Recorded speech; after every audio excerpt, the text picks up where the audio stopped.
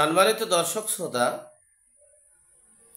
আজকের বিষয় হচ্ছে বাংলাদেশের অন্তর্বর্তীকালীন সরকার, যাদেরকে বিশ্লেষকরা, বড় বড় আলোচকরা, জ্ঞানী গুণীরা স্বৈরশাসক হিসেবে আখ্যায়িত করেছেন।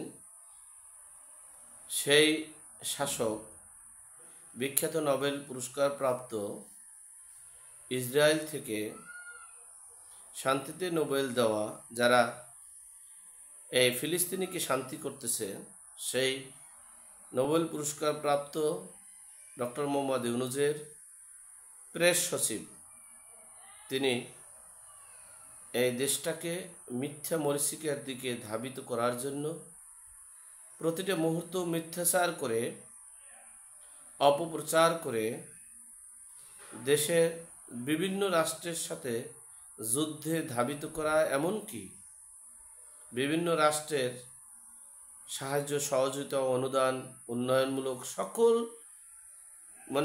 সার্বিক সহযোগিতার দিক থেকে বঞ্চিত করার লক্ষ্যে তিনি প্রতিনিয়ত, প্রতিটা মুহূর্ত, প্রতিটা সময় পদক্ষেপ নিচ্ছেন।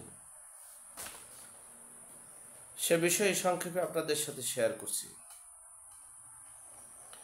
আপনারা প্রতিটা মুহূর্ত দেখেন ভারতকে নিয়ে কিভাবে তিনি, এই শফিকুল ইসলাম প্রেস সচিব সাহেব, তিনি কিভাবে উচ্চবাচ্য এবং উগ্রত্ব মন্তব্য করে ভারতের কূটনৈতিক সম্পর্কটাকে বিচ্ছিন্ন করেছে।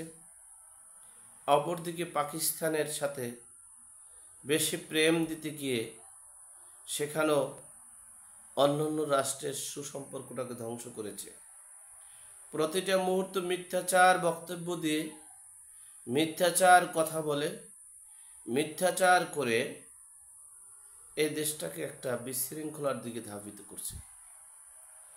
এটা আমার কথা নয়, আমি অধম মানুষ, আমি অত জ্ঞানীও না, গুণীও না, আমি অত বুঝিও না।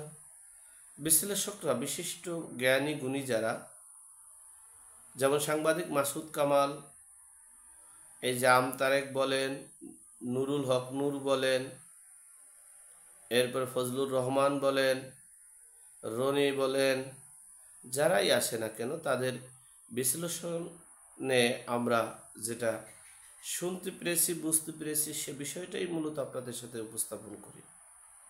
কারণ তারা এখন, আমি আমার কথা বললে তো তারাই তো এই দেশে টিকতে পারতেছে না। প্রতিদিন মব হচ্ছে, প্রতিদিন গুম হচ্ছে, ঘুমের রাজত্ব কায়েম করছে এই ইউনূস সরকার।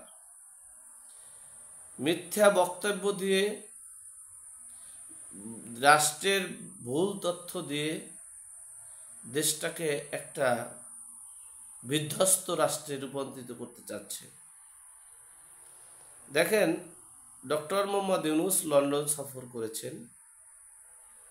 কি জন্য করেছে, কি করেছে, কেন করতেছে, এটা আপনারা পূর্বেই জানতে পেরেছেন।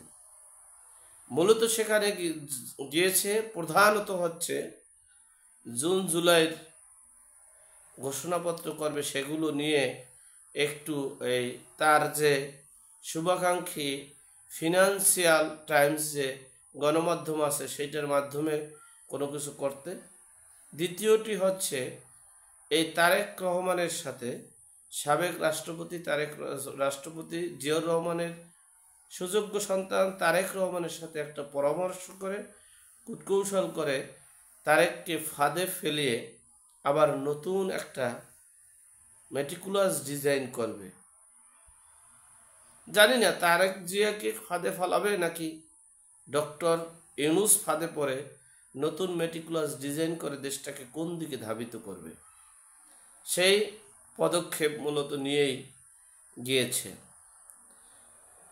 এই লন্ডন সফরে লন্ডনবাসীরা এবং সরকার প্লাস কোনো তরফ থেকে তাকে সফরের জন্য অনুমতিও দেয়নি, সফরের জন্য বলেও নেই। যদি তাদেরকে সেভাবে রাষ্ট্রীয় সফরের জন্য যদি অনুমোদন দিত, তাহলে তাকে রিসিভ করত সরকারি পক্ষের সরকারি প্রতিনিধিরা তাকে রিসিভ করত।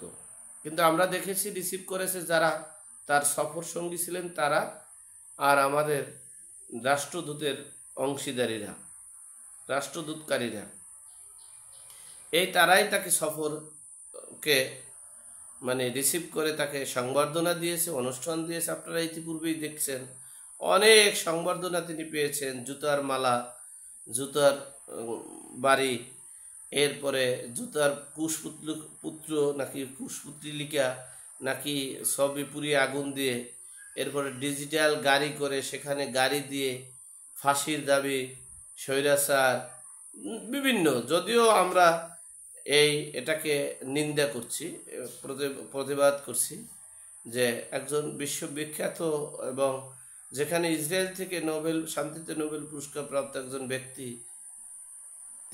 যিনি অনেক ক্ষমতাধর, তিনি ইচ্ছা করলে এই দেশটাকে নতুন করে নতুন নাম, নতুন দেশ, নতুন সংবিধান করতে পারে যখন তখন, কিন্তু একটু সময় নিয়ে করবেন।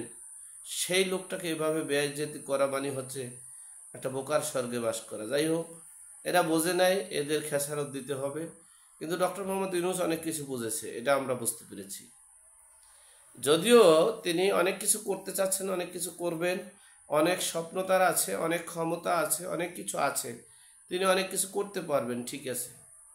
কিন্তু তিনি বুঝতে পেরেছেন সেই লন্ডনে থেকে শফিকুল ইসলাম তিনি মিথ্যাচার বক্তব্য দিচ্ছেন এবং রাষ্ট্রের প্রধানমন্ত্রীর বিরুদ্ধে তিনি বক্তব্য দিচ্ছেন। তিনি মিথ্যাচার বক্তব্য দিয়ে রাষ্ট্রের প্রধানমন্ত্রীকে ছোট করার চেষ্টা করছেন, রাষ্ট্রের লন্ডনবাসীকে ছোট করার চেষ্টা করছেন। আপনারা ইতিপূর্বে সে বিষয়গুলো জানতে পেরেছেন। যাই হোক, এর সুফল এর কুফল কি হবে একমাত্র আল্লাহ পাক রব্বুল আলামিন জানে। আল্লাহ আমাদের সকলকে সঠিক জ্ঞান দান করার তৌফিক দান করুক। আমিন। আসসালামু আলাইকুম।